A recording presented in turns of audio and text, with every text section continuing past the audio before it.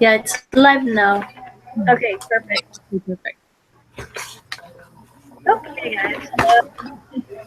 What did you guys think of the reading this week? I liked it actually. It's pretty interesting to me. I like Greek history a lot, and so I think it was really interesting. The different perceptions of beauty that were shared with the Cupid and Psych story. Yeah, I definitely saw the connection that we were studying last week and with this reading. I feel like it definitely Sorry. and the beauty. Well, hi.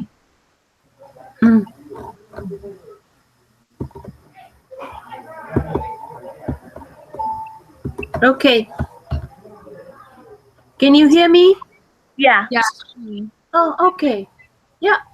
I also like it. I think the story was a bit easier than the two readings. It was kind of hard for me, but then reading the story kind of if I it kind of helped me understand the two readings, Guns and books. Yeah, it definitely was like an illustration to the readings from last week. Yeah.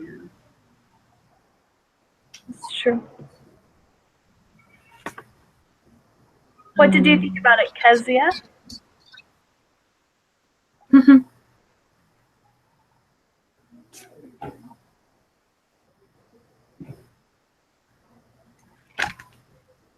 you hear us?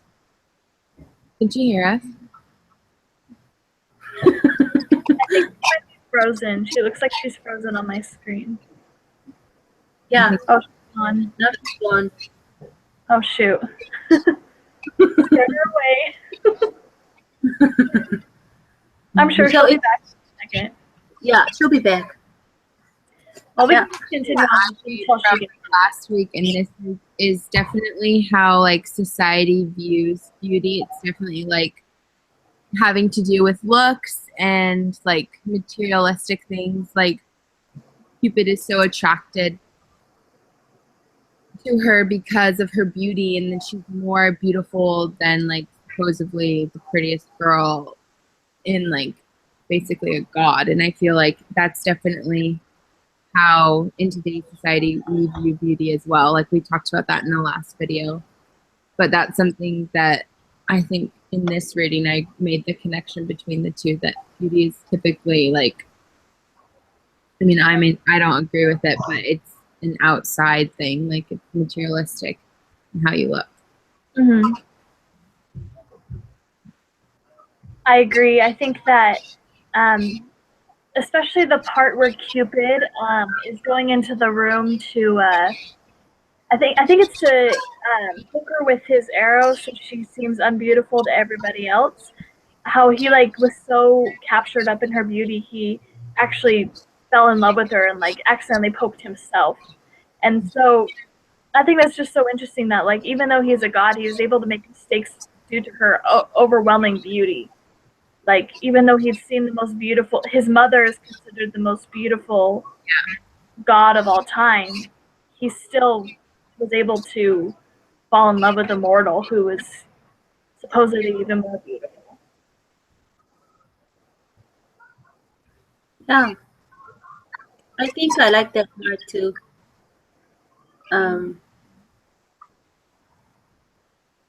It's funny because I was thinking because his mom is a Venus goddess. He'll end up following what his mom was asking him to do, but then I like it when he changed. When he get there and sees her, and I like how he changed and not yeah, how he looked at her and he did not end up doing what the mom was telling him to do. So yeah. Okay, I guess it's my turn. Right. Sorry, my connection was lost for a minute. No, you're But good. yeah. It's By the way, I'm Kezia. I'm from the Philippines, and Nice to meet you. Mr. Ho just named me this day. So anyway, um, wait, are we talking about the first question, or We're just kind just? of talking about our thoughts on the reading. Oh, okay. I thought it was like a common, love story kind of twist where someone who was so beautiful was someone wanted to kill that or something, and love, kind of like Snow White, when was it Snow White? I'm not sure, but yes, I think it was Snow White when the huntsman killed her, but was figured she's too lovely to kill. So it wasn't I read this, but it's like the story wasn't really unusual, except for the part, of course, where gods and like Cupid or something. Yeah, it was really interesting though how the turnout of the later part of the story. I don't know, I'm so sleepy. And kind of like Snow White, though, there's like an evil queen, which in this situation would be oh, what's her name? The mother, Venus. Venus. Yes, thank you. Venus. It would be kind of be like Venus. Like there's an evil mother trying to ruin everything for this girl, even though she seemingly hasn't done anything except for be beautiful. Yeah. Something that kind of went through my head when I was reading it was just how society views women. I don't know if this is just my like feminist side coming out, but just how like the one thing that Cupid loved about her was her beauty, and it just kind of made me realize like how being a woman, there's a lot of pressure to be beautiful and to have this external beauty, and just how that's true, like valued by so many, and it doesn't necessarily define what actual beauty is, in my opinion. Mm-hmm. Mm-hmm. And that part where her sisters her, where they just started, putting things in her mind and giving her reasons to do something wrong.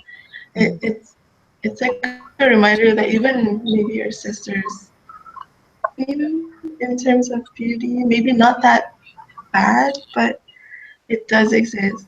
That there's this rivalry between women, whether they're sisters or not, and even moms and daughters. It's ridiculous, but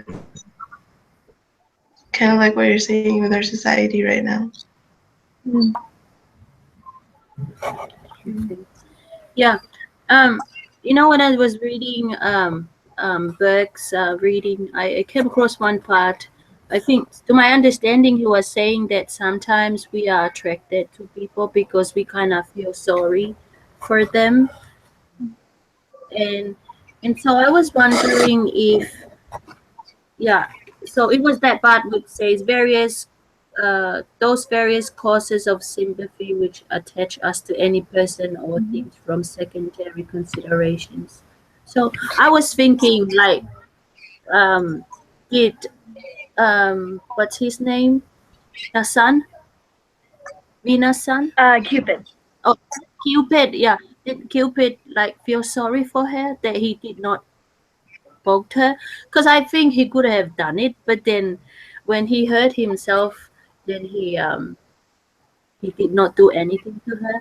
So yeah, when I was reading, I was wondering, like, could he be feeling sorry for her that he not only admire her beauty, maybe he also feels sorry for her, and there could be true love, like, involved in from that moment on.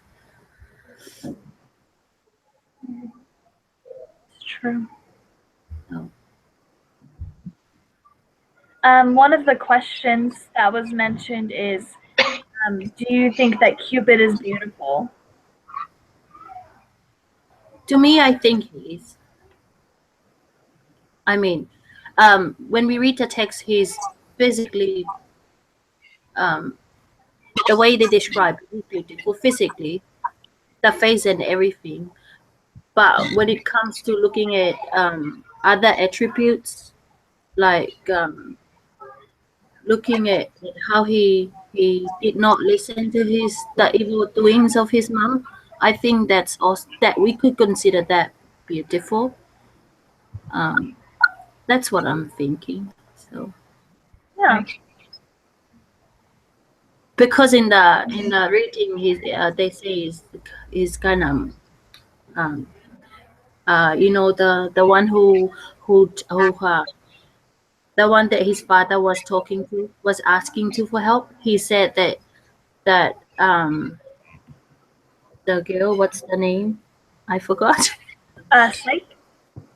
Yeah, that Psych is going to marry some monster or something like that. Yeah. So that was his view of him, like he viewed him as a monster. Maybe because he was the son of Venus. But then towards the end of the story, I think I see a different person there. Yeah, it seems like he kind of has a little bit of a change of heart.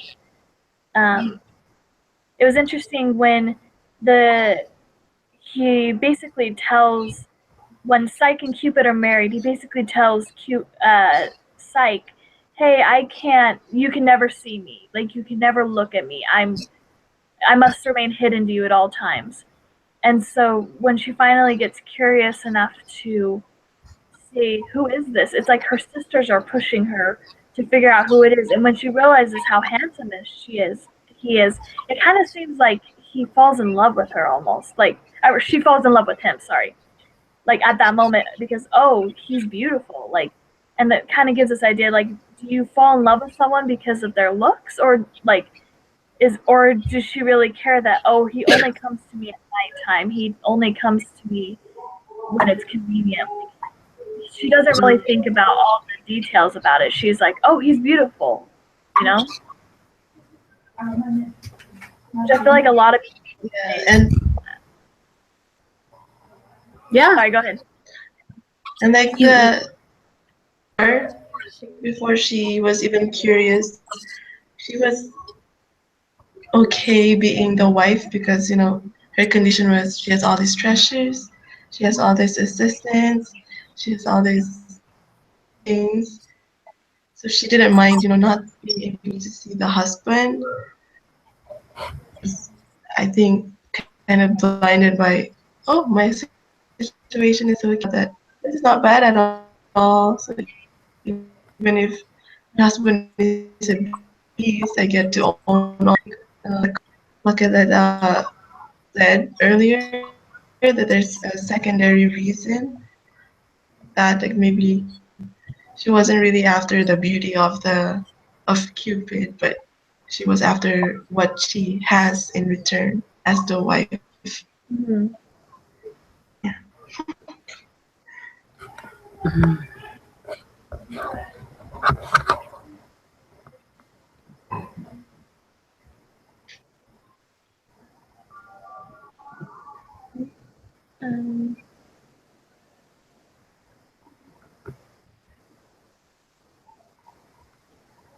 Um, one of the other questions was, does this change how we think about beauty? I was just gonna ask that.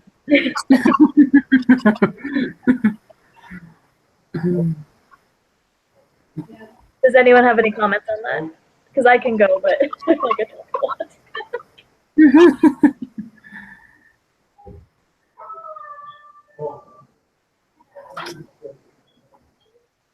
So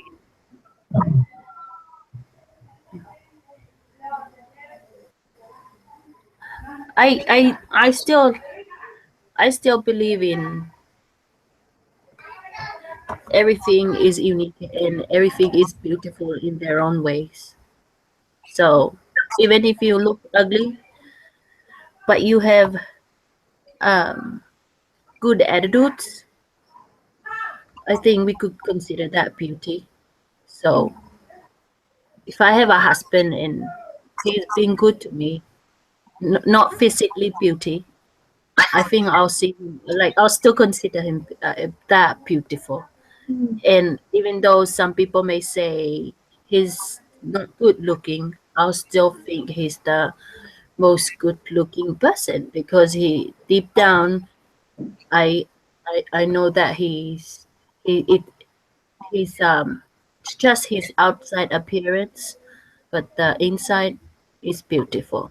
So I think, yeah, I believe that everything is beauty in their own way. So knowing that someone is physically good looking won't change my view of beauty. That everything has to good, like to look good before we could say it's beautiful. Yeah, going along with that, it's maybe for if this is like an ordinary thing for us, like there's gods or whatever, maybe it's hard to say that Cupid is beautiful because Cupid is a different, he has wings and stuff. But like what Makeleta said, there is always something beautiful about any person or creature, and it's just that sometimes we're not used to seeing them, or we don't see them every day. So for us, it's either unusual, we get scared of them, or whatever. But there's always something beautiful about them. So if the question is Cupid beautiful, I would go for that. Yes.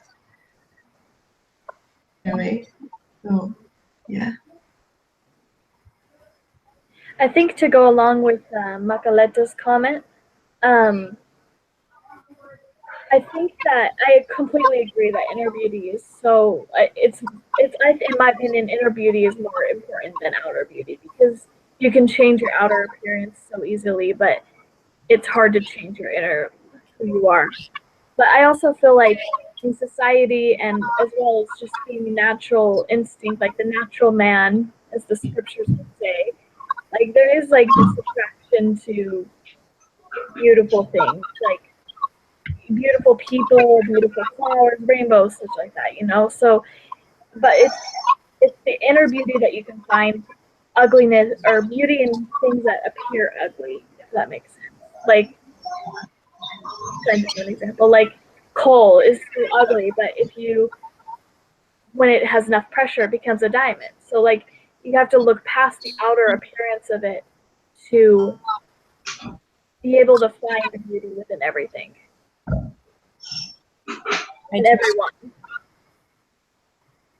I totally agree. I feel like how everyone judges beauty varies obviously on where you are in life and your culture, but deep down we all seek out beauty from within, and we put trust in people because of their actions and their like soul, like really just finding the beauty in someone's soul.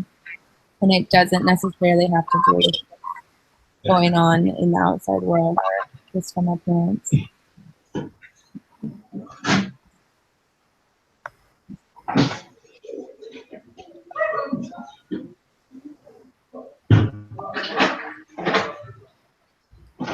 One of the questions is, what problems does Cupid turn to because of her beauty? What did you guys just when he like gets the arrow in himself? Or is there anything else that you guys can think of?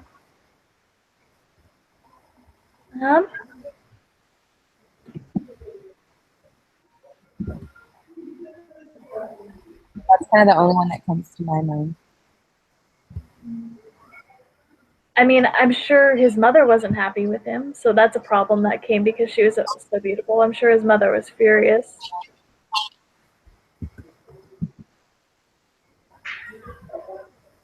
Do you think that out and individuals in this story is so dating that you have girls competing for beauty and competing for attention? You go how beauty affects like people's relationships and like for each other and dating.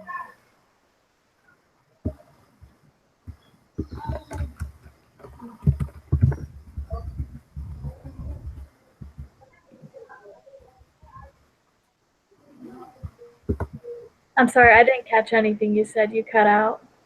Dang it. Me too. Sorry. Are we still discussing that question? Was it significant for him to get into trouble because of? Mm. Oh, okay. I think I don't know, but when I look at the end of the story, I think he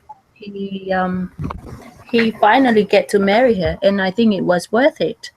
So everything that he had to go through at the very beginning, the sufferings, and um, I think at the end he finally get to be the most loveliest girl, and also he was able to um, see her um, not just a beauty, but I think he recognized the inner beauty, and that makes him went looking for her because he knew like and she also knew that he was sacrificing for her, that she also when all these things that the mom was telling her to go through, all of that just to meet each other, and so I think it was significant for him, for both of them, to go through, because at the end they were they were married, and um, they have a um, what do you call, everlasting relationship. Mhm. So So she becomes yeah, a god at the end, correct? Yeah, she became immortal. yeah, yeah. And then it's funny how the mom finally left her alone, because she now knows that no one will um, no one will be attracted to her, to That's the well, to Psych, Mm. except just her. Yeah.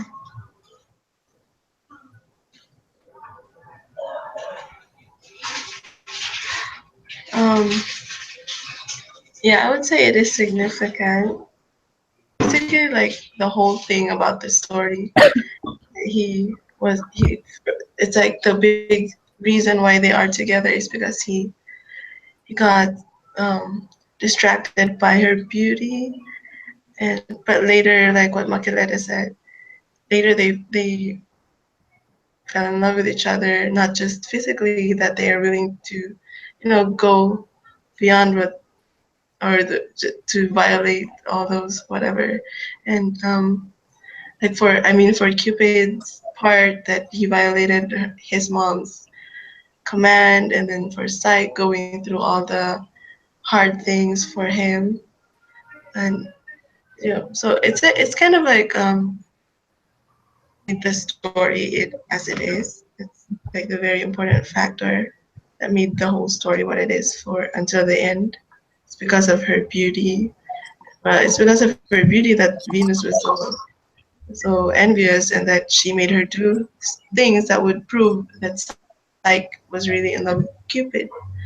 And so in the end, like I also um the story I as it I is, also like the very important factor that made the whole story what it is for until the end, because of her beauty. okay. Can okay. So I wanted to share because I think if we are to bring the story to us, I do not think it is necessary for us to do that for someone we think they're beautiful, because like to look at someone and do those kind of sacrifice, because I do not think like the thing that it was a story that we're reading, and it was not a real story. So I do not think we need to copy it to our real world, because yeah, like we do not know what will happen at the end. Someone might go through these sacrifice and everything, and then at the end, the girl will still leave her. So yeah, then I don't think it was necessary to do the thing. So yeah, I think if we apply to the story only, I think it was Yeah. necessary for him to go through. But if we bring it to real life, I do not think for us to like a boy who look handsome and to do this kind of sacrifice to have him, I don't think it is necessary to do those Yeah, things. I don't think it would work either in real life. Yeah. It's just in the story. Could have an arrow just to shoot someone. Yeah, go find someone else. Only where that can find. Yeah. Yeah, I totally agree. Do you guys have any other thoughts on the reading?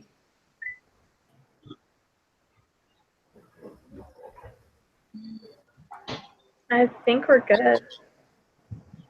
Yeah. Are you sure you're okay to write the paper, or are you? I've been taking notes while you guys have been talking, and I already kind of started on it a little bit. So Okay, if you're sure, I don't want you to be stressed about like work and then the video and stuff. oh, it's not a problem. Okay. This will probably be my last time in the group though, because Sister Ho asked if I would switch with somebody. So I think I'm being moved to another group. So Why is she moving everyone? I think because so other Charlotte, she was having trouble because there's so many time zones, so they moved her to another group. And then I guess someone from that group needed to be moved, so I think they're moving them back to this group. But she didn't want too many people in the group, so she's moving me to a group with someone else. Oh, okay. You know, but yeah. So Well, nice meeting you. Yeah. I can submit the link for this talk as well. So, Okay. yeah. Anyway, thanks guys. Nice. We're gonna miss you. I'll see you next week. Bye. Bye. Bye.